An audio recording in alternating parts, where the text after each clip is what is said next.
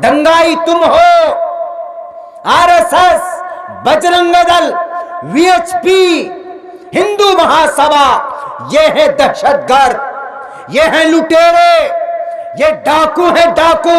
हमारे हिंदू भाइयों, देख लो अयोध्या के उस दंगे को 27 फरवरी 1919 सन 2002 के अंदर कौन थे? यही लोग थे ना। कोई दाढ़ी टोपी वाला कहीं नहीं था। नहीं होते, नहीं करते हैं ये तशद्दुद। इनको तशद्दुद पर बिलीफ नहीं है। बाबरी मस्जिद पूरे दिन 6 दिसंबर को एकदम खूनों से लाल कर दिया था सरजू नदी को। सरजू नदी, वहां पर एक नदी है बहुत मशहूर नदी, उसके तट पर जमा हुए सुबह सवेरे 6 बजे से। क्या खबर नहीं थी उस वक्त के सीएम को? क्या खबर नहीं थी उस वक्त के पीएम को? भेज सकते थे ना फौजों को, लेकिन नहीं भेजा।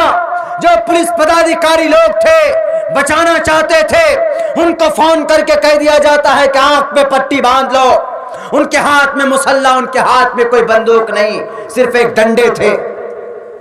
मसनूई अथवा प्री प्लानिंग ये साजिश थी उसको तोड़ने की, डेमोलिश करने। प्रूफ कर पाए? दुनिया को चैलेंज है, मरते दम तक। आपने तोड़ तो दिया है, लेकिन हमारे दिलों के अंदर वो मस्जिद रहेगी इंशाअल्लाह। मंदिर तोड़कर मस्जिद नहीं बनाई गई, लेकिन भारतीय जनता पार्टी, उसके अध्यक्ष हमें और आपको मालूम होना चाहिए, मुरली मनोहर जोशी भारतीय जनता पार्टी के अध्यक्ष थे, और उसकी भारतीय जनता पार्टी की रीढ़ की हड्डी लाल कृष्ण आडवाणी जी, उन्होंने एक जुलूस निकाली 1980 को, एक जुलूस निकाली वही अयोध्या के तरफ राम मंदिर के निर्माण के लिए। उन्होंने ये कहा कि हम खून के आखिरी कतरे तक राम मंदिर का निर्माण करेंगे, बाबरी मस्जिद को ढा देंगे। लेकिन उन्होंने ये संकल्प लिया उस वक्त जब ये चारों तरफ से लोग जब जमा होने लगे, तो मेरे भाइयों होता क्या है, वहां के जो प्रशासन के लोग थे, उन्होंने लाल कृष्ण आडवाणी जी को डिटेन कर लिया, उनको उठा लिया, उनको गिरफ्तार कर लिया कि आपको ऐसा नहीं करने दिया जाएगा। 1984 को फिर से एक आंदोलन, फिर से एक बहुत बड़ी तहरीक की शुरुआत हुई। 1984 को फैजाबाद के कोर्ट में एक दरखास्त दिया जाता है कि बाबरी मस्जिद को खोला जाए और ये हिंदुओं को पूजा की इजाजत दी जाए। वहां पर बाबरी मस्जिद तोड़कर हम मंदिर की निर्माण कर मंदिर को दोबारा बनाना चाहते हैं, हमें ये इजाजत दी जाए। तो उस वक्त के फैजाबाद के उस कोर्ट के जो जज थे, उन्होंने 5 घंटे के सुनवाई के बाद साफ खारिज कर दिया, मना कर दिया कि ऐसा कभी नहीं होगा। इसलिए कि माहिर अर्ज़ियात, माहिर आसारे ज़मीन, जो ज़मीन को देखकर पहचान जाते हैं कि क्या तारीख है इस ज़मीन की, यहाँ पर क्या क्या है। उन्होंने 1986 को फिर जब वही याचिका, उसी रिट पिटीशन, उस पर कार्रवाई होती है, एक दूसरे जज ने, फैजाबाद के एक जज ने यह ऑर्डर कर दिया कि बाबरी मस्जिद के ताले खोले जाए और हिंदुओं को इसमें पूजा प्रार्थना की इजाजत दी जाए। 1986 को मस्जिद का ताला खोला जाता है। उसके बाद एक ही मंशा और एक ही मिशन, किनकी? विश्व हिंद परिषद की, शिवसेना, बाल ठाकरे साहब महाराष्ट्र के, मुंबई के। वो कहते हैं ना कि उनके हाथ पैर नाक कान सब शामिल थे बाबरी मस्जिद को शहीद करने में। शरीक हुए 3 बड़ी तंजीम, चौथी तंजीम आरएसएस, विश्व हिंद परिषद, बजरंग दल और शिवसेना और आरएसएस। 1979 को मीटिंग की गई, फिर 1990 को फिर मीटिंग की गई। जब इससे पहले 2-3 प्रोटेस्ट हुए, एहतजाज हुआ कि हम बाबरी मस्जिद को तोड़कर मंदिर बनाएंगे, कम्युनल माइंड बनाया गया। ये लाल कृष्ण एडवाणी जी, मुरली मनोहर जोशी और उमा भारती, आज भी ये लोग जिंदा हैं, जीवित है। इन्होंने धर्म के नाम पर, वही राम मंदिर और बाबरी मस्जिद के नाम पर सारे लोगों के दिलों के अंदर में नफरत पैदा कर दी उत्तर प्रदेश में। और उत्तर प्रदेश में 1991 को इलेक्शन होता, तो 1991 को यही राम मंदिर के मुद्दे को उठाकर पहली बार बीजेपी वहां पर सत्ता में आ जाती, भारतीय जनता पार्टी वजूद में आकर, और वहां उनकी गवर्नमेंट बन जाती। और गवर्नमेंट बनते ही उत्तर प्रदेश के सीएम कौन बनते? उत्तर प्रदेश के सीएम बनते हैं इनके माइंड और इनके मिजाज के मुताबिक कल्याण सिंह उत्तर प्रदेश के सीएम बना दिए जाते 1991 को। और 1991 से लेकर जब 6 दिसंबर 1992 की तारीख होती है, तो 6 दिसंबर की सुबह 6 बजे कार सेव के लिए, यानी एक पूजा प्रार्थना के लिए एक आयोजन रखा जाता है अयोध्या के अंदर। अयोध्या में एक सरजू नदी है, उसी नदी के किनारे पर 6 दिसंबर को सुबह 6 बजे तक तकरीबन 2 लाख कार सेवक पूरे भारत से बुलाए जाते हैं, पहुंचाए जाते। 6 दिसंबर सुबह 6 बजे 7 बजे तक पूरे आन बान शान के साथ कार सेवक तैयार हैं। अंदर मकसद कुछ और है, लेकिन बहाना है पूजा और प्रार्थना की, बहाना है हज की, पिलग्रिमेज की, बहाना है ईश्वर की पूजा और प्रार्थना करने की। मेरे भाइयों, 6 दिसंबर को सुबह 7-8 बजे तक जब कल्याण सिंह को फोन किया जाता है कि सर यहां पर हालात खराब नहीं होंगे, आप अमन के साथ बैठे रहे, आप इत्मीनान के साथ बैठे रहे।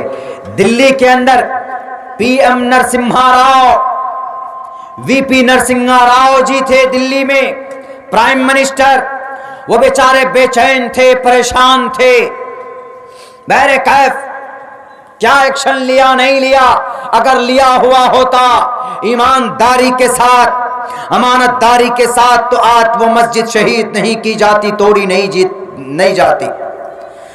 6 दिसंबर जब 12 बजता है टाइम, 12:30 पर 3 नौजवान पुलिस को चकमा देकर उस गुंबद पर खड़े हो जाते और भगवा झंडा को वहां पर लहराते। ये भगवा झंडा लहराना था 10 बजे 6 दिसंबर को।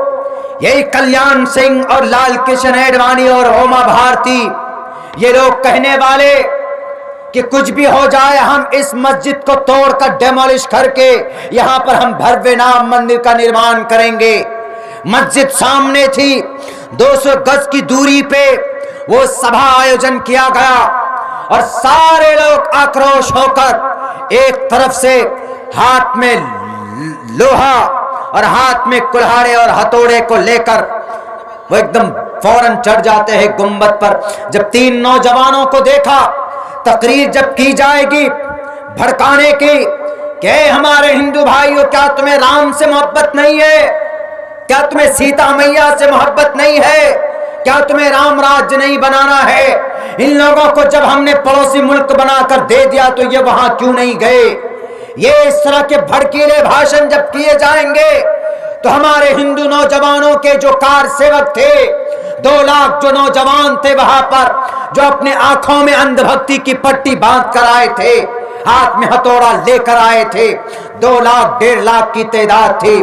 वो कोई पूजा नहीं था, वहां पर लोगों को बेवकूफ बनाया गया। और वहां की उत्तर प्रदेश में जो सीएम साहब बैठे हुए थे, उन्होंने गूंगा बहरा कर दिया पुलिस प्रशासन को। क्या बंद कर लो, तुम चुपचाप हो जाओ, तुम्हें कोई एक्शन नहीं लेना। जब मस्जिद तोड़ी जा रही थी, हथौड़े लेकर तोड़ रहे थे, दोनों छोटे गुंबद को डेमोलिश किया गया, तो वहां का एक पुलिस अफसर पहुंचता है दौड़कर लखनऊ के सीएम हाउस में कि सर आप इजाजत दे दीजिए, हम गोली चलाएंगे इन उपद्रवियों के खिलाफ, इन राक्षसों के खिलाफ। उन्होंने कहा, पहले तो ये कहा जब मिलने के लिए गए कि सर फला फला आए मिलने, तो उन्होंने कहा कि अभी हमारे पास टाइम नहीं। कहां चले गए थे? स्वर्ग ढूंढने गए थे आपको तो फौरन कहना चाहिए एक्शन लो, एक्शन लो, क्यों जुडिशरी है, अदालत है, अदालत में चैलेंज करते मामले को, आंख में पट्टी बांधकर वीपी नरसिम्हा राव जी तो चले गए पूजा करने के लिए, और ये वहां पर जो आदमी बचाने के लिए कहा कि सर हमको ऑर्डर दीजिए, हम कुछ एक्शन लेना चाहते, कुछ हवाई फायरिंग करना चाहते, गोलियां चलाना चाहते, उन कार सेवक पर जो ऊपर चढ़े हुए उस मस्जिद को तोड़ रहे हैं, उस मस्जिद को शहीद कर रहे हैं। उन्होंने कहा तुम चुपचाप रहो, तुम खामोश रहो, अगर वो चाहते कल्याण सिंह तो बाबरी मस्जिद नहीं शहीद हो सकते, लेकिन चूंकि इशारा तो उन्हीं का था, तकरीर करके वहां से तो फौरन निकल गए, आग लगाकर निकल कर आकर सीएम हाउस में बैठ गए और वहां पर कार सेवक को लगा दिया आपने तोड़ने के। 25 कार सेवक तो उस दिन मरे। होते ही होते उधर बाबरी मस्जिद शहीद हो रही है।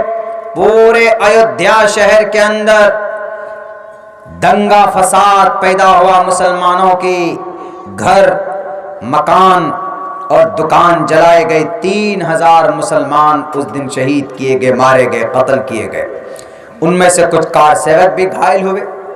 25 कार सेवक तो ऊपर से नीचे गिरे और वहीं पर दफन भी हुए। वो मेरे भाइयों, वो 6 दिसंबर 1992 की तारीख थी। शाम 6 बजते बजते वो मस्जिद की तीनों जो गुंबद है वो पूरी की पूरी वो तीनों गुंबद जमीन पे आकर मिल गई, शहीद हो गई, डेमोलिश की गई।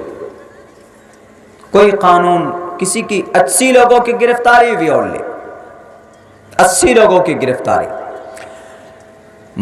डॉक्टर मनमोहन सिंह लिब्रहन, उन्होंने जो अपनी रिपोर्ट तैयार की उसमें उन्होंने कहा कि इस मस्जिद को डेमोलिश करने में उत्तर प्रदेश के सीएम कल्याण सिंह, लाल कृष्ण एडवाणी जी, ओमा भारती, ये बड़े नेता हैं जिन्होंने इश्तियाल अंगेज तकरीर की थी। खुद वहाँ की डीएम साहिबा एक लेडी है, बल्कि लाल कृष्ण एडवाणी की जो बॉडीगार्ड्स हैं उनका जो चेयरमैन, उनके जो हेड थी चीफ सेक्रेटरी, उन्होंने कहा कि लाल कृष्ण एडवाणी जी ने भी लोगों को भड़काया था कि लोगों तोड़ो, एक धक्का और दो, बाबरी मस्जिद तोड़ दो। ये नारा कब का? शाम के 5 और 6 बजे का, यानी एक धक्का और दो, पूरी की पूरी मस्जिद को धरातल कर दो, शहीद कर दो। ये तारीख।